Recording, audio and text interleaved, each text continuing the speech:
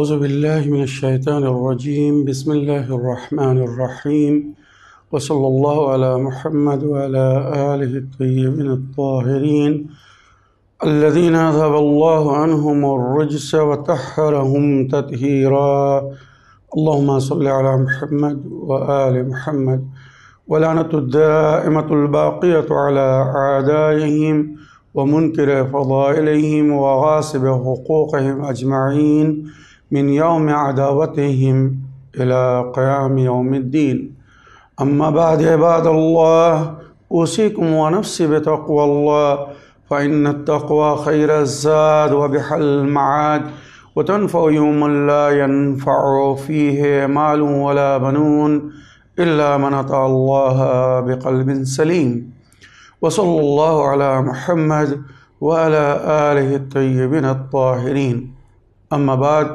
فقد قال مولانا أمير المؤمنين علي بن أبي طالب عليه التحية والسلام حيث قال بسم الله الرحمن الرحيم الصدقة ترد القضاء والبلاء صدق مولانا الإمام أمير المؤمنين علي بن أبي طالب আলাইহি তাহিয়াতু ওয়াসসালাম।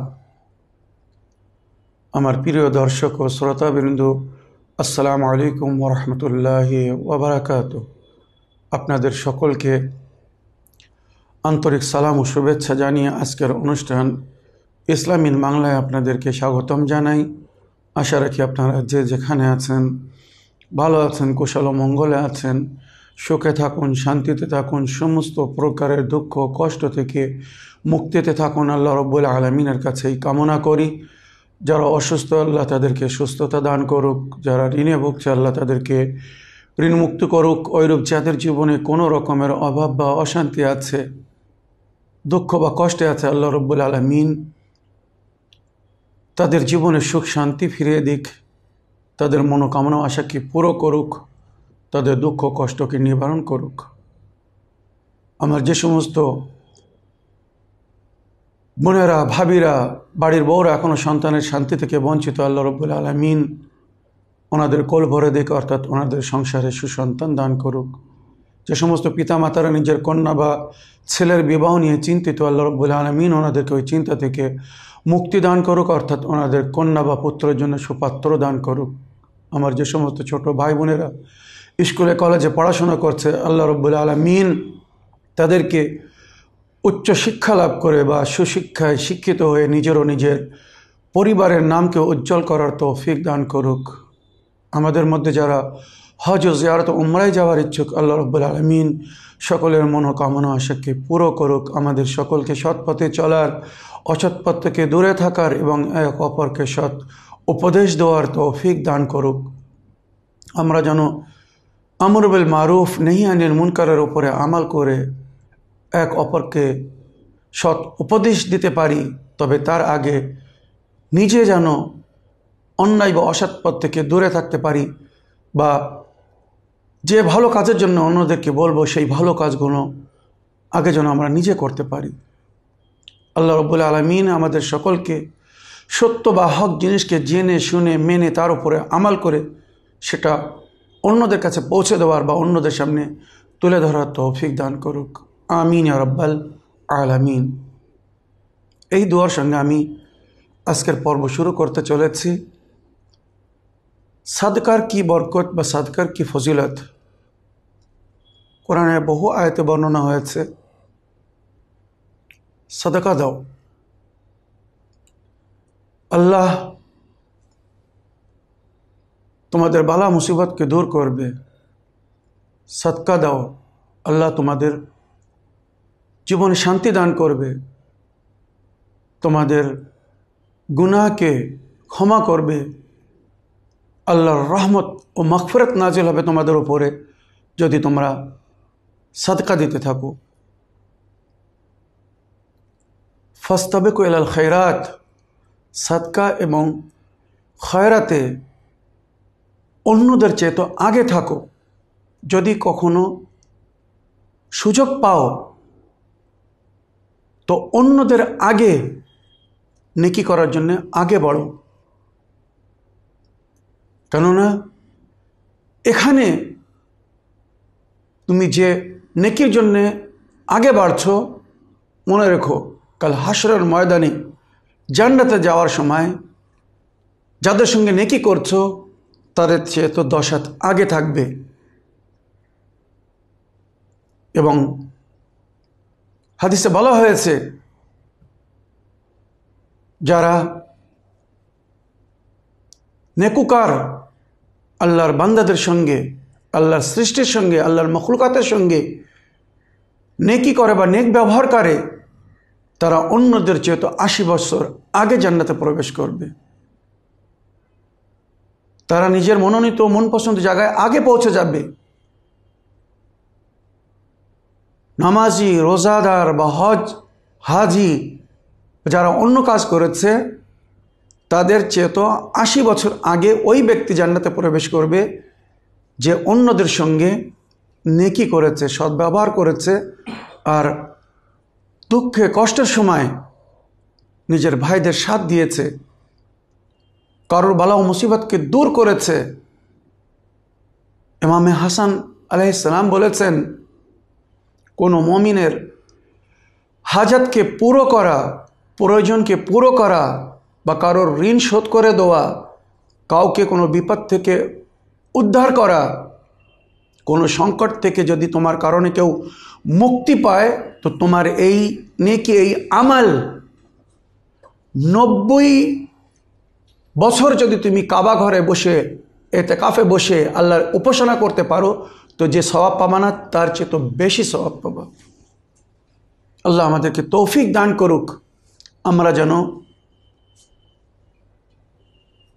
মানুষের সঙ্গে ওই ব্যবহার করতে পারি যে ব্যবহার অন্যদের নজরে আমাদেরকে আদর্শ তৈরি করবে, অন্যদের নজরে আমাদেরকে উচ্চ সম্মান দান করবে। আমরা থাকি আর না থাকি, আমাদের এই কার্য তাদেরকে মনে করিয়ে দেবে বা আমাদের কার্যকে স্মরণ করে তারা আমাদেরকে স্মরণ করতে থাকবে যে আল্লাহর এই নেক বান্দা ছিল, এই সংকটের সময়, এই মুসিবতের সময় কখনো সে দূরে থাকতো না, পাশে দাঁড়াতো, সহানুভূতি জানাতো, তার ক্ষমতা অনুযায়ী কষ্টকে নিবারণ করার চেষ্টা করত, সমস্যার সমাধান বাইর করত। আল্লাহ এইভাবে আমাদেরকে যেন নিজের একটা সুন্দর পরিচয় গড়ার তৌফিক দান করে। তাই মাওলা আমিরুল মুমিনিন আলাইহিস সালাম বলছেন, সাদাকা দাও, ফাইন্না সাদাকাতা তারুদ্দুল কাজা ওয়াল বালা।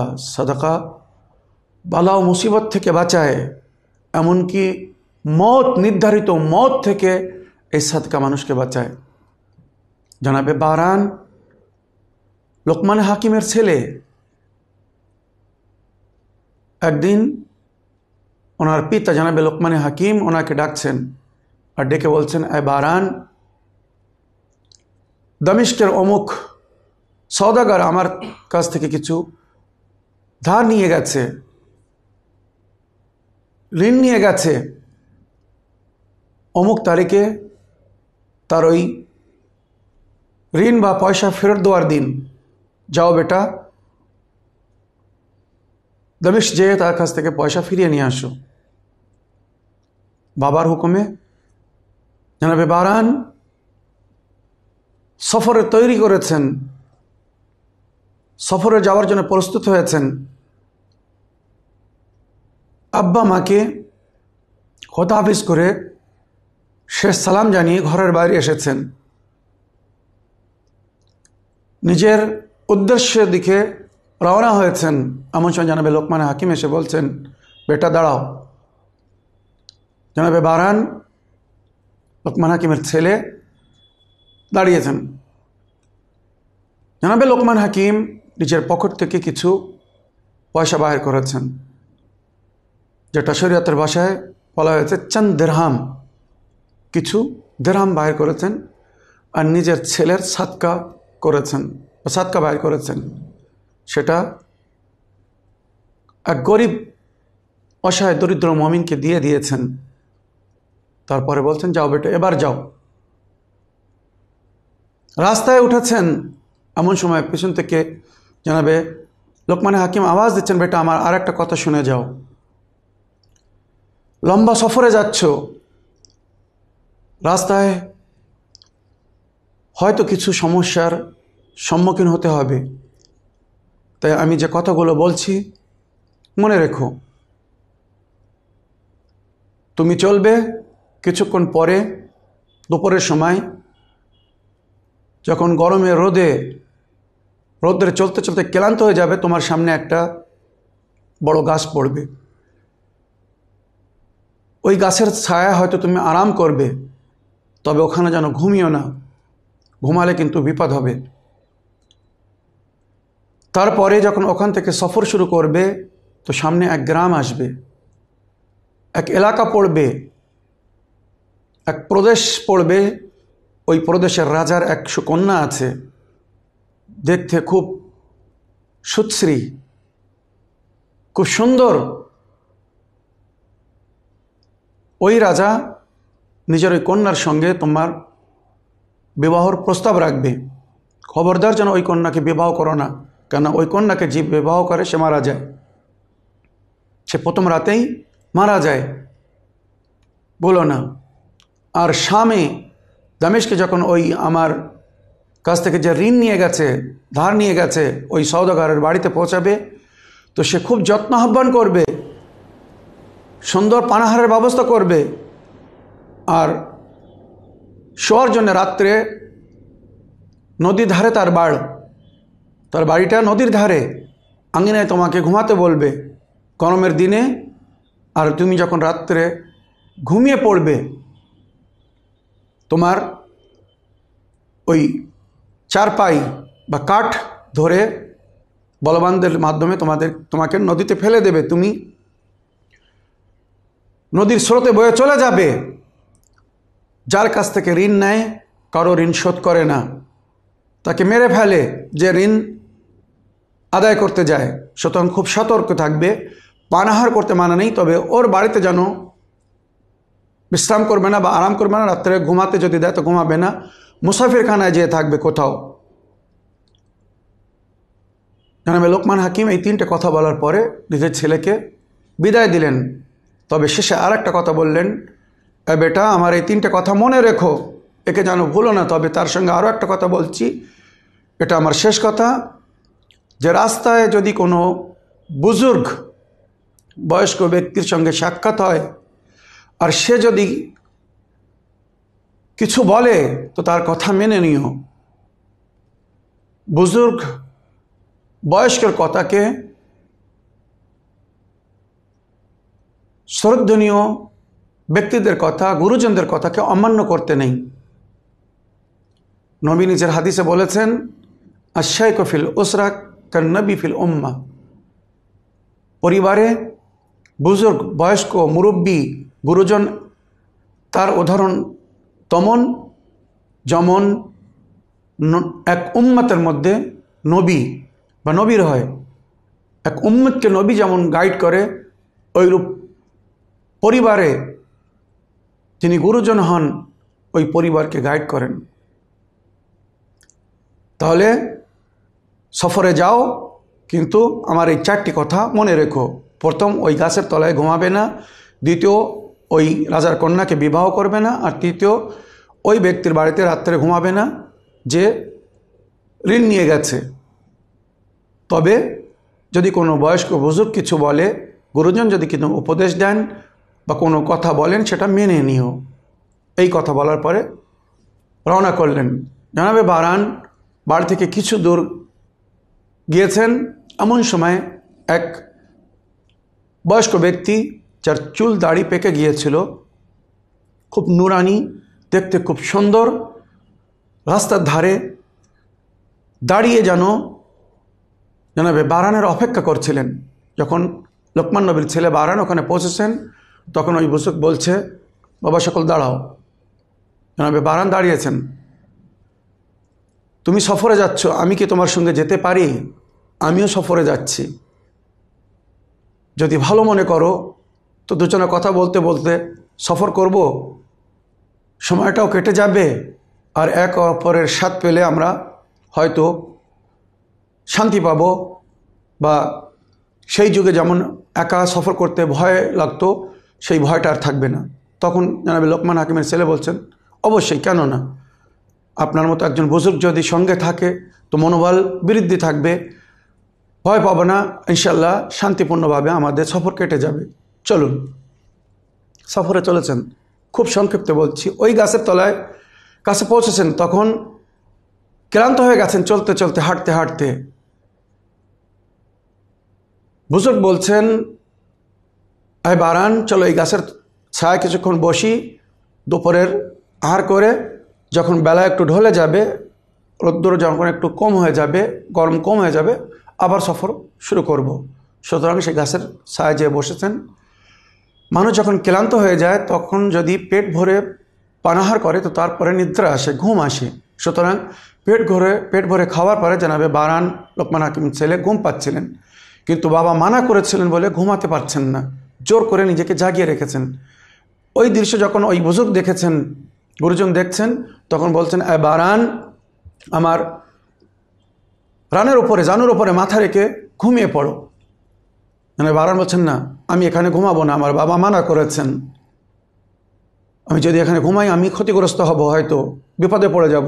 তখন ওই বুজুর্গ বলছে, আমি তো সঙ্গে আছি, ভয় করছো কেন, আমি বলছি ঘুমিয়ে পড়ো।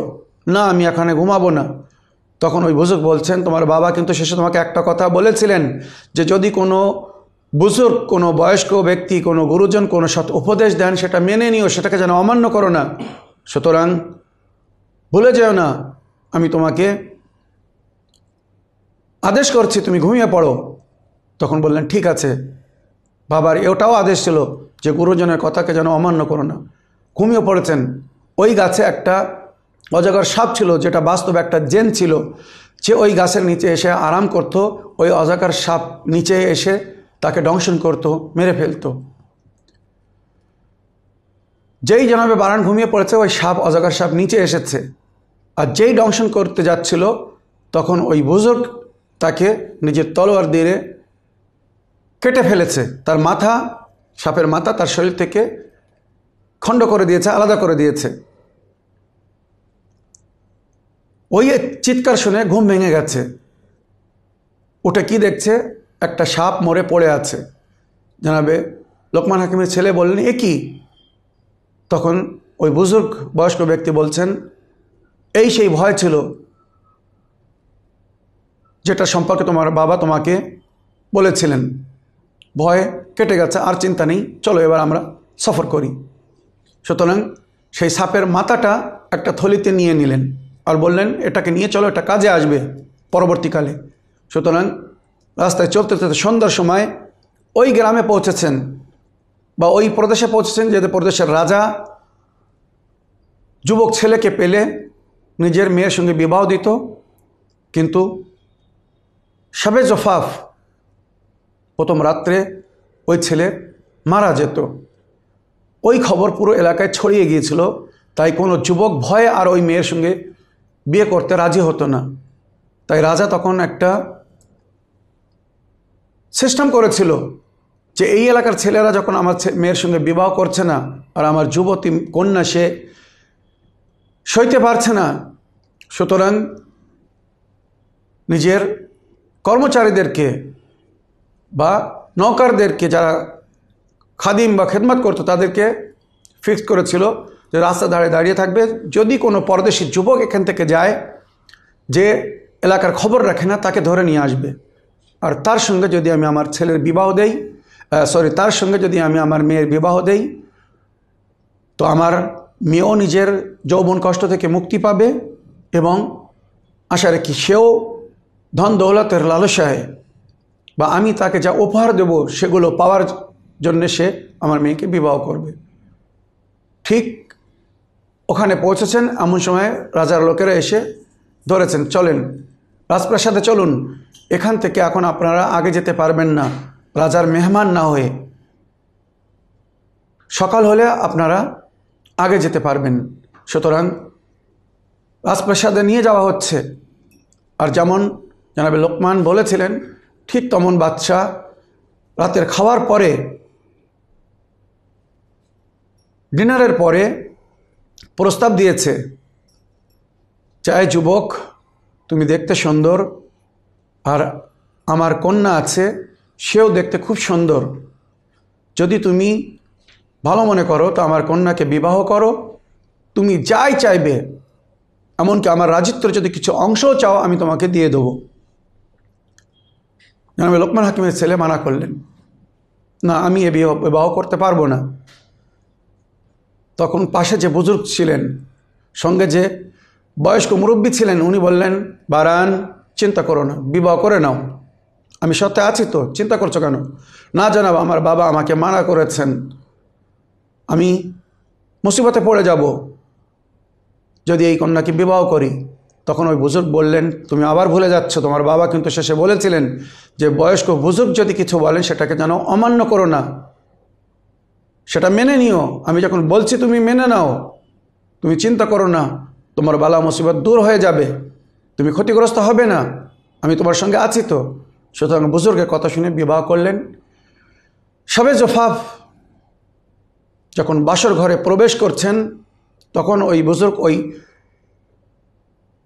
সাপের মাথাটা যেটা কেটে নিয়ে এসেছিলেন বারান হাতে দিলেন, আর বললেন, ভেতরে আরবরা বিবাহ রাত্রে লবণ জ্বালায়, লোবান সুগন্ধিত একটা জিনিস, যেটা জ্বালালে সুগন্ধ ছোটে। সুতরাং ভেতরে আঙ্গিঠি বলে, আঙ্গিঠিতে আগুন জ্বলছে। এই সাপের মাথা ওই আঙ্গুঠির ওপরে মানে আগুনের ওপরে রেখে দেবে, ওই জ্বলন্ত লাল কয়লার উপরে রেখে দেবে। যখন এই সাপের মাথা জ্বলবে আর তার থেকে ধোঁয়া বাইর হবে, দুর্গন্ধ বাইর হবে, ওই মেয়ের ওপরে, ওই যুবতীর ওপরে, ওই সুশ্রী সুকন্যার ওপরে একটি জেন সওয়ার আছে। ওই জেন যখন দেখবে যে আমার সর্দার জ্বলছে, আমার সর্দারের মাথা জ্বলছে, সে ভয়ে পালাবে। কেননা ওই জেন যে ওই মেয়েটার উপরে আছে, যখন কেউ ওই মেয়েকে বিয়ে করে, ওই জেন সইতে পারে না, তাই ওই জেন তাকে বাসর ঘরেই মেরে ফেলে। সুতরাং তুমি যখন আগে এই মাথাকে জ্বালাবে, এই জেনদের সর্দারকে জ্বালাবে, তখনও পালাবে যে আমার সর্দার যখন রেহাই পেল না, তো আমি আর রেহাই পাবো না। সুতরাং তাই করলো। যখন আগুনের ওপরে সাপের মাথা রেখে দিল, সঙ্গে সঙ্গে সেখান থেকে দুর্গন্ধ ধোঁয়া বাইরে হওয়া শুরু হলো, আর ওই মেয়ে ছটফট করতে শুরু করলো, কারণ তার শরীর থেকে তখন ওই জেন বাইরে যাচ্ছিল। কিছুক্ষণ পরে তার লজ্জাস্থান দিয়ে একটি কালো কয়লার মতো বাহির হলো, মানে ওই জেন পুড়ে বাহির হয়ে গেছে। সেটাকে জনাবে বারান ফেলে দিলেন, শান্তির সঙ্গে রাত কাটালেন। ভোরবেলা ঘর থেকে বাইর হয়েছেন, কোথায়? দামেস্ক যাবেন বলে। কেননা যে উদ্দেশ্যে বাড়ি থেকে রওনা হয়েছিলেন সেটা ছিল দামেস্ক। সে সেই সওদাগরের কাছ থেকে ঋণ ফেরত নিয়ে আসতে যাচ্ছিলেন। সুতরাং ওই বুজুর্গ জিজ্ঞেস করলেন, কীভাবে রাত কেটেছে? না, সুন্দরভাবে রাত কেটেছে। আমি বলেছিলাম না তোমার কোনো অসুবিধা হবে না, আমি তোমার সঙ্গে আছি, চিন্তা করো না। সুতরাং ওখান থেকে বিদায় নিলেন। বাদশাহ বলছেন, আমার কন্যাকে সঙ্গে নিয়ে যাও, তোমার স্ত্রীকে সঙ্গে নিয়ে যাও, আর তুমি যা চাইবে বলো, তোমার মনোকামনা আশাকে আমি পুরো করব। তুমি আমার মেয়ের জীবনে শান্তি দান করেছো, সুতরাং তোমার জীবনে শান্তির জন্য যা কিছুর প্রয়োজন, আমার একমাত্র কন্যাকে যখন আমি তোমাকে দিয়েছি, তো আমার সব কিছুই আমি তোমাকে দিতে রাজি। তখন ওই বারান জনাবে লোকমান হাকিমের ছেলে বলছেন, না, আমি কিছু চাই না, আমি শুধু আমার বউকে নিয়ে যাব আমার সঙ্গে। তবে ফেরার পথে, এখন আমি সফরে যাচ্ছি, দূরে যাচ্ছি, সম্ভব নয়, ফেরার পথে আমি আপনার মেয়েকে এখান থেকে নিয়ে যাব। সুতরাং দামেস্কের জন্য রওনা হলেন। দামেস্কে যখন ওই সওদাগরের বাড়িতে পৌঁছেছেন, যেমন বাবা বলেছিলেন যে খুব যত্ন আহ্বান করবে, পানার খুব সুন্দর ব্যবস্থা করবে, সুন্দর দাওয়াত করেছে, সুন্দর যত্ন আহ্বান করছে। রাতের বেলা যখন শোয়ার সময় হলো, তখন লোকমান হাকিমের ছেলে বারান বলছে, এখানে কোনো মুসাফিরখানা আছে? আমি সেখানে যেয়ে শুতে চাই, আরাম করতে চাই। তখন ওই সওদাগর বলছে, আমার বাড়ি এত সুন্দর বাড়ি, নদীর ধারে বাড়ি, এই বাড়ি থাকতে আপনি কেন মুসাফিরখানা যেয়ে থাকবেন,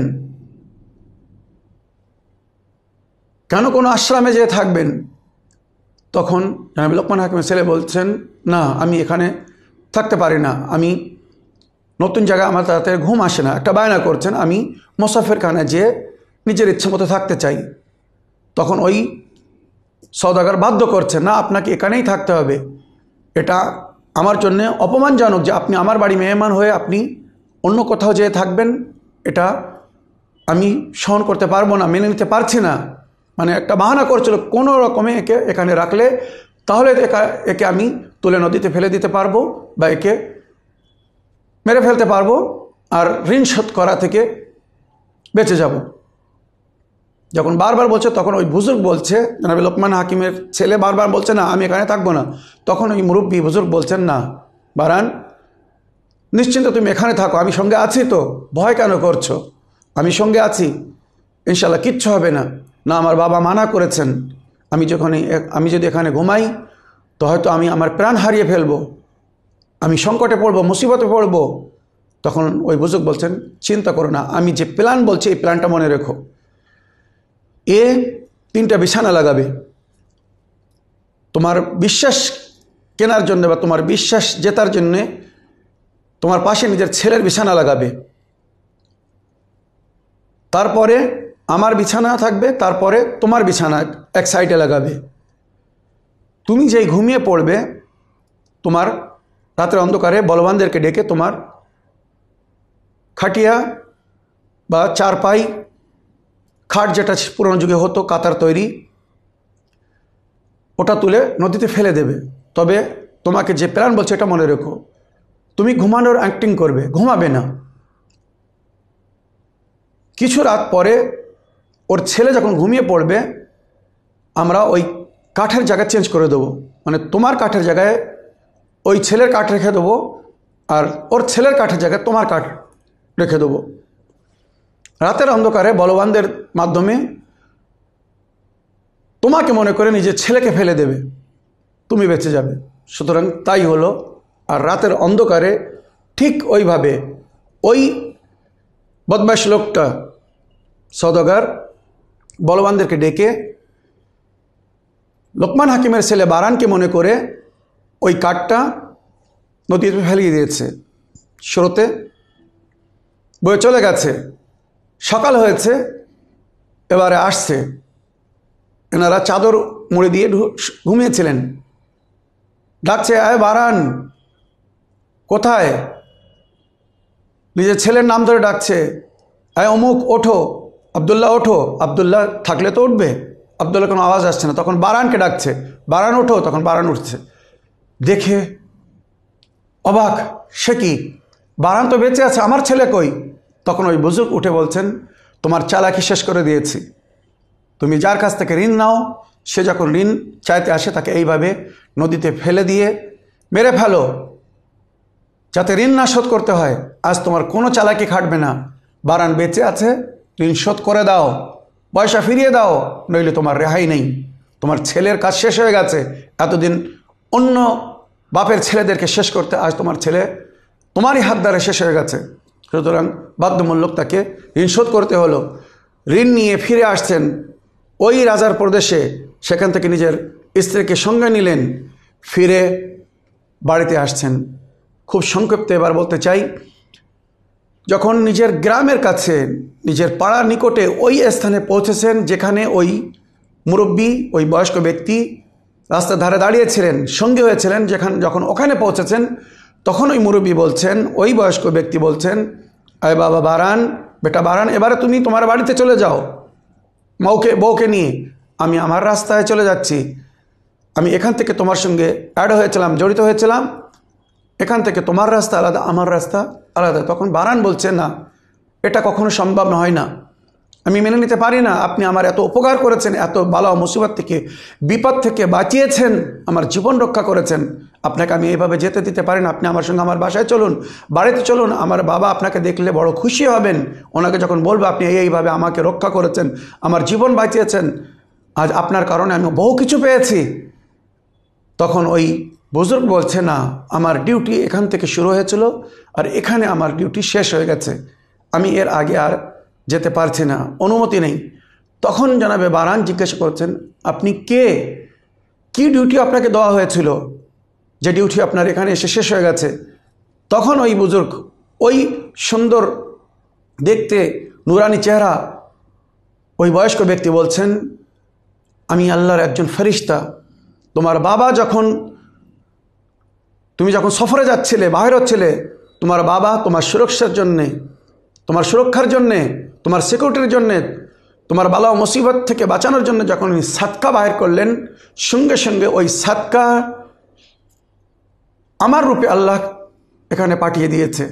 আমাকে আদেশ করেছে, যাও পুরো রাস্তায় এর হেফাজত করো, সমস্ত বালা মুসিবত থেকে একে রক্ষা করো, এর জীবনকে বাঁচানোর দায়িত্ব তোমার। সুতরাং আমি তোমার সেই সাদকা বা তোমার বাবার দোয়ার সেই সাদকা, যে সাদকা ঢাল হয়ে সমস্ত জায়গায় তোমার রক্ষা করেছে, সমস্ত বিপদ আপদ থেকে বাঁচিয়েছে। তাহলে আশা রাখি এই ঘটনা থেকে আমরা এই শিক্ষা লাভ করব যে আমরাও যদি নিজেকে বালা ও মুসিবত থেকে, বিপদ আপদ থেকে বাঁচাতে চাই, এমনকি মৌত থেকে যদি বাঁচতে চাই, তো এইভাবে সাদকা দিতে থাকতে হবে। ওই সাদকা আমাদেরকে বহু বিপদ, এমনকি মৃত্যু থেকেও হয়তো বাঁচাবে। যেমন জনাবে লোকমান হাকিমের ছেলে জনাবে বারানকে বাঁচিয়েছে। আশা রাখি এই জিনিসটা আপনারা কেউ ভুলবেন না।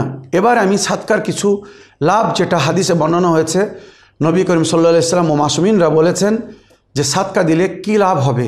তো 1 নম্বর, আফাত মুসিবতোं के लिए ঢাল है, মানে বালা ও মুসিবত থেকে বাঁচানোর জন্যে একটা ঢাল। যেমন যুদ্ধের ময়দানে তলোয়ার থেকে বাঁচানোর জন্য ঢাল ব্যবহার হয়, ওইরূপ বিশ্বের সমস্ত বালা মুসিবত থেকে বাঁচানোর জন্য এই সাদকা আমাদের জন্য ঢাল হবে যদি আমরা সাদকা দিই, দান খয়রাত করি। ইজ্জত ও নামুজ কি হেফাজত, মানে সাদকা দিলে আল্লাহ তার সঙ্গে সঙ্গে তার পরিবারের রক্ষা করে বা তার সম্মানকে বাঁচিয়ে রাখে। हर किस्म की बीमारियों का शाफी इलाज है, মানে সাদকার মাধ্যমে বহু বিমারি থেকে শেফা পাওয়া যায়। তাই যখন কেউ অসুস্থ হয়, নবী বারবার বলেছেন সাদকার মাধ্যমে নিজের রোগের চিকিৎসা করো। ওই সাদকা তোমার শরীর থেকে সমস্ত রোগকে তুলে নেবে। যদি সাদকা দাও, গরিবের দোয়ায় আল্লাহ তোমার শরীর থেকে সমস্ত রোগকে बाहर করে দেবে, তুমি শেফা পেয়ে যাবে। माल में ज़्यादती और बरकत, सदका दिले माले बरकत है व वृद्धि पाए। फरिश्तों का माल में कसरत के लिए दुआ गो हो जाना, যখন কেউ সদকা দেয় তখন আল্লাহর ফেরেশতারা তার জন্য দোয়া করে, আল্লাহ এ যখন নিজের গরিব ভাইদের খেয়াল রেখেছে, সদকা দিয়েছে, দান খয়রাত করেছে, নিজের হালাল সঞ্চয় করা রুজি থেকে যখন অন্যদেরকে সহায়তা করেছে, আল্লাহ এর রুজিকে বৃদ্ধি করে দাও, আরও বেশি করে দাও। এইভাবে যেন নিজের ভাইদের খেয়াল রাখতে পারে, তোমার বান্দাদের সাহায্য করতে থাকতে পারে। তখন আল্লাহ ফেরেশতাদের দোয়া কখনো রদ করে না, তাই আল্লাহ তার রুজিতে বৃদ্ধি করে দেয়। দিল কি শক্তি কো খতম করনে কা জরিয়া হ্যায়, অনেক অনেক সময় মানুষের মন পাপের কারণে পাথর হয়ে যায়, নেকির দিকে তার মন যায় না, ভালো কাজে তার মন লাগে না। তাই তার জন্য বলা হচ্ছে সাদকা দাও, আল্লাহ তোমার অন্তরকে নরম করে দেবে, তখন সমস্ত ভালো কাজে মন লাগবে, নেকি করবে, যে নেকি তোমাকে ইহকাল ও পরকালে উদ্ধার করবে, যে নেকি তোমাকে স্বর্গে নিয়ে যাবে, আর যে নেকির কারণে তুমি ইহকাল ও পরকালে সম্মান পাবে, সম্মানিত জীবন দান করবে, আল্লাহ তোমার রুজি রুটিতে বরকত দান করবে। আল্লাহ আযজা ওয়া জাল্লা কা গুসা ঠান্ডা করনে কা সবাব है सदका, মানে আল্লাহ যদি কারোর উপরে ক্রোধিত হয়, রাগ করে আর তাকে সাজা দিতে চায়, আর সেই সময় যদি কেউ সদকা দেয়, তো আল্লাহর ক্রোধ ঠান্ডা হয়ে যায়, রাগ ঠান্ডা হয়ে যায়, আর আল্লাহ তাকে সাজা থেকে বাঁচিয়ে নেয়।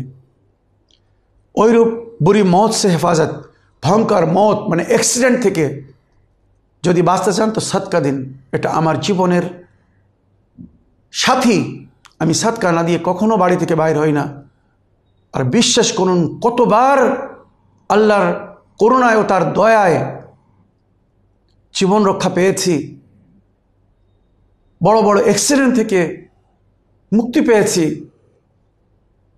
চুল পরিমাণে যদি আল্লাহর ফেরেশতারা আমার রক্ষা না করতো, আমার হেফাজত না করতো, আল্লাহর হুকুমে যদি ওই সময় আল্লাহর ফেরেশতা আমার সহযোগিতা না করতো, হয়তো শয়তান আমাকে শেষ করে দিত। তাই সাদকার বড় বরকত। সাদকা না দিয়ে ঘর থেকে বাইরে যাবেন না। প্রতিদিন 1 টাকাও যদি সাদকা দিতে হয়, অবশ্যই সাদকা দেবেন। এই সাদকার কি বরকত, একবার দোয়া শুরু করুন, তারপরে বুঝতে পারবেন কত বালা মুসিবত থেকে যে এই সাদকা বাঁচায়। তারা জানে যারা সাদকা দেয়, এটা তারা অনুভব করতে পারবে না যারা সাদকা দেয় না। সাদকা যখন দেবেন আর শান্তিপূর্ণভাবে নিজের মিশন থেকে যখন সন্ধ্যাবেলা ফিরে আসবেন, নিজের সফর থেকে হেফাজতের সঙ্গে যখন ফিরে আসবেন, তখন শুকর আদায় করবেন যে এর আগে সফরে যেতাম, কোনো না কোনো সমস্যার সম্মুখীন হতাম, কাজে অসফল হতাম, মনোকামনা আশা পুরো হতো না, কিন্তু আলহামদুলিল্লাহ সাদকা দিয়ে গিয়েছিলাম বলে আমার সমস্ত মনোকামনা পুরো হয়েছে, আমার উদ্দেশ্য পুরো হয়েছে। আমি যে উদ্দেশ্য নিয়ে গিয়েছিলাম, উদ্দেশ্য আমি সফল হয়েছি, বা শান্তিপূর্ণভাবে গিয়েছিলাম, শান্তিপূর্ণভাবে ফিরেও এসেছি। সাদকার বরকত তখন নিজে চোখে দেখবেন। আজাবে কবর আর জাহান্নাম সে হেফাজত হয় এই সদকা। সাদকা মনে করেন পরকালে জাহান্নামের আগুনের মাঝখানে আর ওই ব্যক্তির মাঝখানে সাদকা একটা দেওয়াল, ঢাল হয়ে দাঁড়াবে, যে নরকে যাওয়ার আদেশ পাবে, কিন্তু তার নেকি, তার ওই সাদকা, তার ওই দান খয়রাত তাকে বাঁচিয়ে নেবে। क़यामत की आग बरसाती गर्मी में ठंडा साया बनकर आएगा ये सदका। অর্থাৎ হাসরের দিনে, যে দিনের সম্পর্কে বলা হয়েছে সওয়া নাইজে পি सूरज होगा, মানে মাথার থেকে মনে করুন খুব বেশি 1.5 থেকে 2 মিটার উপরে সূর্য থাকবে, মানে গরমে মানুষের ভেজা ঘেনু মাথা ফেটে বাইরে আসবে, মানুষ জ্ঞান হারিয়ে ফেলবে, বেহুশ হয়ে যাবে, গরম সহ্য করতে পারবে না। সেই সময় ওই সাদকা একটা সুন্দর ছায়া হয়ে আসবে, এসির মতো ঠান্ডা হাওয়া শরীরে প্রবেশ করাবে, যেখানে সবাই ছটফট করবে। ওই ব্যক্তি শান্তিতে দাঁড়িয়ে থাকবে বা শান্তিপূর্ণভাবে নিজের স্থানে থাকবে, যে সাদকা দিয়ে নিজের রক্ষা করে যাবে বা নিজের হেফাজতের ব্যবস্থা করে যাবে। আরও সাদকার 70টি লাভ এই দুনিয়ায় বলা হয়েছে। আজকে সময় নিয়ে আমি আপনাদের কিছু প্রশ্নের উত্তর দিতে চাই। তাই ইনশাআল্লাহ সাদকার আরও যে সমস্ত লাভ বলা হয়েছে ইহকাল ও পরকালের জন্যে আপনাদেরকে পরে কোনো এপিসোডে শোনাতে থাকবো। আসুন এবার আমি আপনাদের কিছু প্রশ্নের উত্তর দিতে চাই। দেখি কোথা থেকে কে কী প্রশ্ন করছেন। জি, আমার নাম টিভিতে আমি বলতে চাইছি না, গোপনভাবে। আমি খুব সমস্যার মধ্যে আছি, যেটা যদি আপনি কোনো ফোন নাম্বার দেন তাহলে আমি কল করে আপনাকে কথাটা বলতে পারি। ওয়ালাইকুম আসসালাম রহমতুল্লাহ বারাকাত। আমার প্রিয় বোন, ফোন করার জন্য ধন্যবাদ জানাই, তবে দুঃখিত আমি আমার ফোন নাম্বার স্ক্রিনের ওপরে সমস্ত দর্শকবৃন্দদের সামনে বলতে পারছি না। তার কারণ আপনারাও জানেন, যদি আমি আমার ফোন নম্বর বলি তো আপনারা সকলে তখন ডাইরেক্ট আমাকে ফোন করা শুরু করবেন, আর আমি সারা দিন যদি আপনাদের ফোনের উত্তর দিতে থাকি তাও হয়তো সবার সঙ্গে কথা বলতে সক্ষম হব না। তাই যে 4 জনের নাম আপনাদের স্ক্রিনের উপরে বারবার দেওয়া হচ্ছে, কোনো সমস্যা হলে বা কোনো প্রয়োজনের সময় তাদের সঙ্গে সম্পর্ক করার জন্য বলা হচ্ছে। ইসলামিক বই, পিডিএফ ফাইল এ সমস্ত নেওয়ার জন্য যে 4 জনের নাম দেওয়া হচ্ছে, ওনাদের কারো কাছ থেকে আমার ফোন নম্বর বা হোয়াটসঅ্যাপ নম্বর নিয়ে আমাকে হোয়াটসঅ্যাপ করতে পারেন। অনুরোধ করছি, ফোন যদি না করেন তো সেটাই ভালো, কারণ আমি কথা বলার সুযোগ পাই না, আমি খুব ব্যস্ত থাকি। তবে যদি হোয়াটসঅ্যাপ করেন তো আমি আমার সুযোগ মতো চেক করে হয়তো আপনার কথা শুনে তার উত্তর ভয়েসের মাধ্যমে কি লিখে পাঠিয়ে দেবো। তবে ওয়াদা করছি না, যখন সুযোগ পাবো তখন। এই ভেবে যেন প্রশ্ন রাখবেন না যে এখনই পাঠিয়েছে আর এক্ষুনি উত্তর পেয়ে যাব। আশা রাখি জিনিসটা বোঝার চেষ্টা করবেন। পরের প্রশ্ন নিই। আসসালামু আলাইকুম মৌলানা সাহেব, আমি তো বহুদিন থেকে আমি তোমার ওন চ্যানেলে আমি কন্ট্যাক্ট করতে পারি না, কিভাবে কন্ট্যাক্ট করা লাগে আমি জানি না মৌলানা সাহেব। আমি খুব দুঃখিত, বহুদিন থেকে আমি কন্ট্যাক্ট করতেছি পাই না, কিন্তু আমি একটা দুঃখিত হয়ে আছি, আমার খুব বেমার একটা হয়ে গেছে। আমার বেমারে যদি একটা কথা কয়া দিল হয় আমি খুব ভালো হয়ে গেলে ভালো হয় মৌলানা সাহেব। আমার এই যে গলার ব্যথা, কানের ব্যথা, বহুদিন থেকে আমি খুব দুঃখিত হয়ে আছি, খাতে পারি না, গলার মধ্যে কি বা লাগিয়ে আছে। আমাকে একে যদি একটা কোনো বাতে দিল হয় খুব ভালো হয়ে গেল হয় মৌলানা সাহেব। আরো একটা প্রশ্ন আছে মৌলানা সাহেব, আপনি কোনো খারাপ পান না, আপনি ভালো থাকো, আপনি সুস্থ থাকো, আপনি বাঁচতে রাখো, আল্লাহ হায়াত দেব, আপনার জন্য জানি আমার বেমার আজার ভালো হয়, এত আল্লাহর কাছে দোয়া করো। আসসালামু আলাইকুম ওয়া রাহমাতুল্লাহি ওয়া বারাকাতুহু। আমি ধুবড়ি থেকে বলতে আছি, আশা ধুবড়ি। ওয়ালাইকুম আসসালাম রহমতুল্লাহ বারাকাত। আমার প্রিয় বোন, আপনার ফোন কলের জন্য আপনাকে ধন্যবাদ জানাই। আল্লাহ রব্বুল আলামিন আপনাকে সুস্থতা দান করুক, আপনার জীবনে শান্তি ফিরিয়ে দিক, বা আপনার পরিবারের সুখ শান্তি দান করুক। ফোন করার জন্য আপনাকে ধন্যবাদ জানাই। তবে আপনি যে কষ্টের কথা বলেছেন, গলার ব্যথার জন্য বলেছেন, তার জন্য একটা উপায় বলে দিচ্ছি, আর কিছু দোয়া বলে দিচ্ছে বা আয়াত বলে দিচ্ছে, ওগুলো পড়তে থাকবেন। 1 নম্বর উপায় হচ্ছে এই যে প্রতিদিন রাত্রে শোয়ার সময় লবণ পানি দিয়ে, গরম পানি দিয়ে গড়ারা করবেন, গার্গিল করবেন। ওই পানিতে লবণ প্লাস আদার রস, রংফুল আর সামান্য লেবুর রস, এই কয়টি জিনিস মিক্স করে বয়েল করতে হবে। গোলমরিচ, রংফুল, আদার রস, লেবুর রস আর লবঙ্গ, এগুলো দিয়ে বয়েল করে ওই পানিটা দিয়ে গরগিল করতে হবে। ওইরূপ সকালবেলা উঠেই আগে ওই পানি দিয়ে গরগিল করতে হবে। আর এক রকমের চা তৈরি করতে হবে। ওই চাটা তৈরি করার নিয়ম হচ্ছে, মনে করুন 2 কাপ পানি নেবেন, কাঁচা হলুদ এবং কাঁচা আদা প্লাস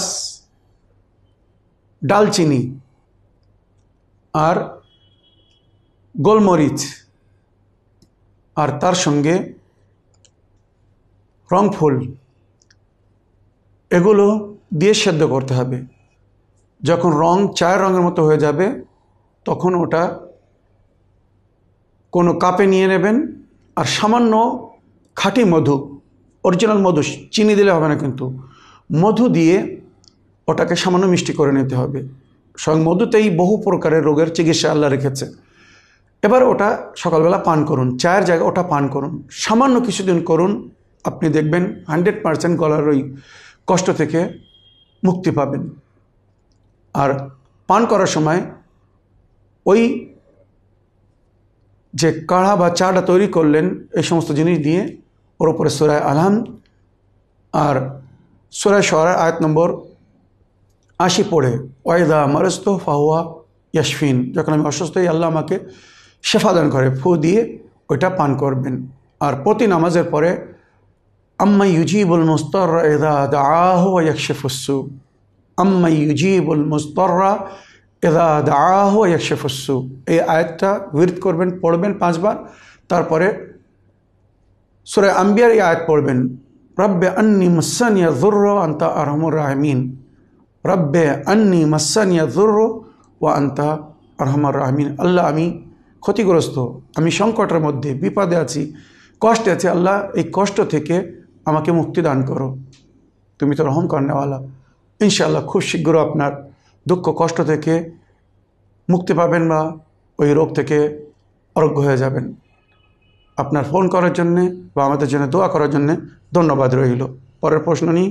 আমার নাম রসিনা বুঝি, আমি খুব কাশি, আমার কাশি সারা ডাক্তার দেখি, আমার বলারাকে বলবেন একটু দোয়াতে দিচ্ছি আমাদের একটু, আবার কি করি কাশি ছাড়বে সেটা বলছিলেন। ওয়ালাইকুম আসসালাম রহমতুল্লাহ বারাকাত। আমার প্রিয় ভাবি মা, কি চাচিমা, আপনার কাশির জন্যে আপনি রাত্রে বা সকালে একটা কাঢ়া তৈরি করুন। ওটা কিভাবে তৈরি করতে হবে ভালো করে শুনুন। গরম দুধে 1 চামচ হলুদ আর আদার রস দেবেন, তার সঙ্গে যদি একটু হোয়াইট মরিচ, যেমন কালো মরিচ পাওয়া যায় ওরকম সাদা মরিচ পাওয়া যায় গোল গোল, ওটা অ্যাড করবেন। ওটা যখন বয়েল করে নেবেন, নামানোর পরে ওতে সামান্য মধু মিশাবেন। যদি কাঁচা হলুদ না পান পাউডার হলুদ দিবেন, তবে খাঁটি হলুদ যেন হয়, ইটের গুঁড়ো যেন না হয়। হলুদ প্লাস আদার রস প্লাস সাদা মরিচ, গোলমরিচের মতো সাদা মরিচ পাওয়া যায়, সাদা মরিচ আর সামান্য মধু মিক্স করে ওটা সকাল সন্ধ্যা পান করুন। আর যখন পান করবেন তখন এই দোয়া বলবেন, বিসমিল্লাহির রহমানির রহিম, ইয়া মান ইসমুহু দাওয়া ওয়া যিকরুহু শিফা ইশফিনি মিন হাযা দা, ইয়া মান ইসমুহু দাওয়া ওয়া যিকরুহু শিফা ইশফিনি মিন হাযা দা। এই বলে ফু দিয়ে সলাওয়াত পড়ে ওটা পান করবেন। ইনশাআল্লাহ দেখবেন খুব শীঘ্র 1-2 থেকে 3 দিনের মধ্যে আপনি নিজের ওই কাশি থেকে মুক্তি পাবেন বা শান্তি পাবেন। আশা রাখি আপনার প্রশ্নের উত্তর পেয়েছেন। পরের প্রশ্ন নিই। আসসালামু আলাইকুম। আসাম, ধুবড়ি আসাম থেকে বলতেছি আমি। আমার পেটে পাথর একটা, আমার মানে বাতে দিলে ভালো হয়। ওয়ালাইকুম আসসালাম রহমতুল্লাহ বারাকাত। আমার প্রিয় আপা, পেটে পাথরের জন্য সূরা বাকারা আয়াত নম্বর 74, সূরা বাকারা আয়াত নম্বর 74 এবং সূরা আলহাকুমুত তাকাসুর, এই দুটো জিনিস 21 বার পড়ে পানিতে ফু দিয়ে 21 দিন ওই পানি পান করুন। প্রতিদিন 21 বার পড়ুন সূরা বাকারা আয়াত নম্বর 74 এবং সূরা আলহাকুমুত তাকাসুর পড়ে ফু দিয়ে সারাদিন ওই পানিটা পান করুন। ইনশাআল্লাহ 21 দিনের মধ্যে, অর্থাৎ 3 সপ্তাহের মধ্যে আপনার পেটের কিডনিতে হোক আর গ্ল্যাডারে হোক ওই পাথর গলে বাইর হয়ে যাবে, আপনি বুঝতেও পারবেন না। তারপরে আশা রাখি কোনো প্রকারের ওষুধের প্রয়োজন হবে না। এই বলে আমি আজকের বক্তব্য এখানে শেষ করছি। সময় শেষ হয়ে গেছে। আপনাদের কাছে অনুরোধ, যদি আপনাদের কারোর প্রশ্নের উত্তর বাকি থাকে তো অপেক্ষা করুন, ইনশাআল্লাহ আগামী এপিসোডে আপনাদের প্রশ্নের উত্তর দেওয়ার চেষ্টা করব। তবে নতুন প্রশ্ন থাকলে স্ক্রিনের উপর যে নম্বর দেওয়া হয়েছে হোয়াটসঅ্যাপ নম্বর, নিজের প্রশ্ন নিজের মোবাইলে রেকর্ড করে আমাদেরকে ভয়েসমেল করে দিন, লিখেও পাঠাতে পারেন। আমরা আপ্রান্ত চেষ্টা করছি প্রতি সপ্তাহে আপনাদের প্রশ্নের উত্তর আপনার কাছে পৌঁছে দেওয়ার জন্যে। টিভিতে যদি কোনো অনুষ্ঠান মিস করে ফেলেন তো তাদের জন্য বলছি, দয়া করে আপনারা ইউটিউবে যেয়ে চ্যানেল উইন বাংলাকে সাবস্ক্রাইব করুন, যাতে ওখানে আপনারা নিজের মনোনীত অনুষ্ঠান ইসলামী বাংলাকে যখন ইচ্ছা তখনই দেখতে পারবেন। আমার সমস্ত এপিসোড ওখানে আপলোড করে দেওয়া হয়েছে। আশা রাখি চ্যানেল উইন বাংলাকে সাবস্ক্রাইব করতে ভুলবেন না। আসসালামু আলাইকুম ওয়া রাহমাতুল্লাহি ওয়া বারাকাতুহু।